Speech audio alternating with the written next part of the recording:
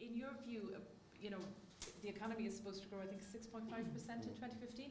Is there a danger this could overheat the economy, a budget like this, where you're putting that much back as regards to the UCS cuts and things like that? Yeah, I think that's the balance that they were trying to strike here. Is not, I suppose there was reference in the minister's speech to not gambling with the nation's future and not throwing too much into the economy to start a new cycle again.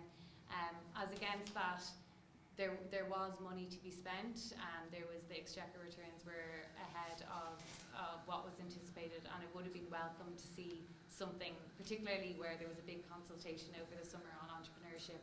It was disappointing to see nothing in there. For the economy, generally positive. You know, most people got something. I mean, I likened it yesterday. I mean, it was kind of one of those blah Christmases. You know, everybody knew what they were going to get before it got to Christmas Day, and everyone got socks. So some people got exactly what they wanted. Most people got exactly what they expected. I'd say the only people who were left disappointed were, in fact, the innovating entrepreneurs, and that was interesting. Given, as Malread mentioned, that big consultation process they ran throughout the summer, they got 40 submissions. The IIA sent a submission as well. And one of the things that was in that consultation document was a specific differentiation between traditional entrepreneurs and innovating entrepreneurs.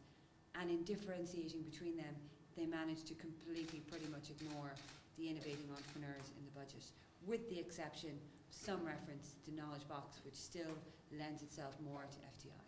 We would have liked to have seen maybe a little bit more of a gamble and trying to direct some of the resources towards that risk-taking and maybe longer-term sustainability.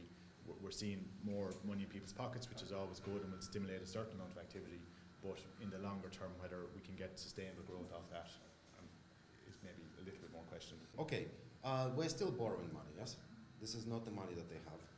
They said that we're in a better position. That's just because we're borrowing less than we were planning to borrow before. We're borrowing money, we equivalently done, we pulled out a company credit card and spent it on booze, okay? Basic consumption.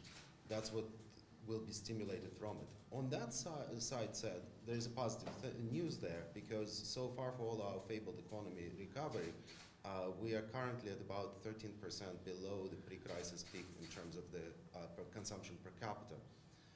So in other words, that bit of the economy hasn't recovered really, despite the fact that we have booming retail sales and all, it still is volume rather than the value, which is rising. So as a result of that, there will be a bit of an increase on that side on the expenditure, okay? But that's not an expenditure that you generally finance in the long term by borrowing money. If you are borrowing money, you better invest for the return, okay? There is not going to be any return from this budget. It's an effectively the whole budget can be summed up as a blanket bombing of vulnerable electorate with imaginary kindness. And these are vulnerable electorates in a sense that they have an option of going left in terms of their voting. And they were given just enough, but what they were given was actually not given by the budget. The largest measure, about 95% of the increase in income for the low-paid workers that accrues to the budget, doesn't accrue because the government is spending money that it takes in taxes or borrows in the markets.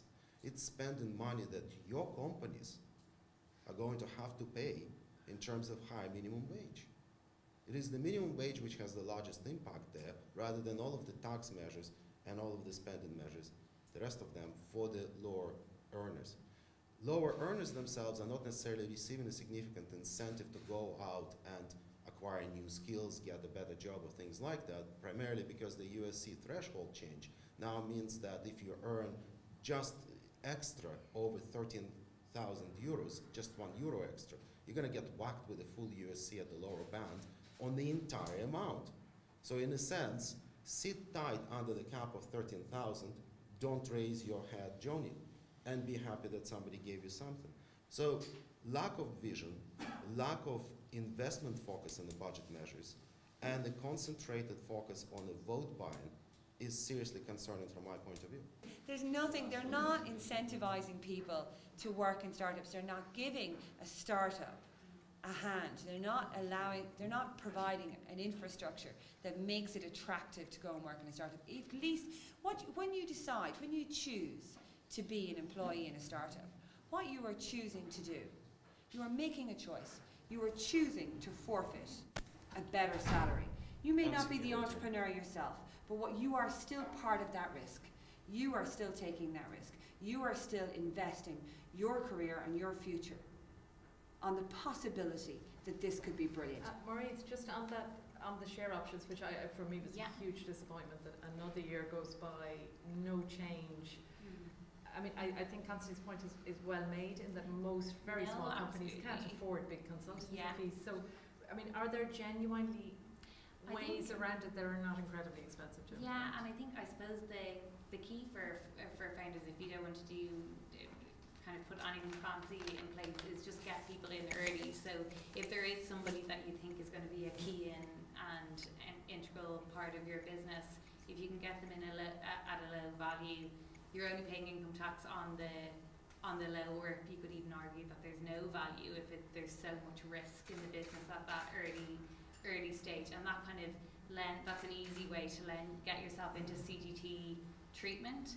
I suppose if you wait until the business is quite valuable and try and do it at that stage, that's where you're into kind of more fancy planning in terms of, it's not even that fancy to be honest, it's just basically saying you'll only reward those employees if the business grows to a certain level. That's the basic concept around it.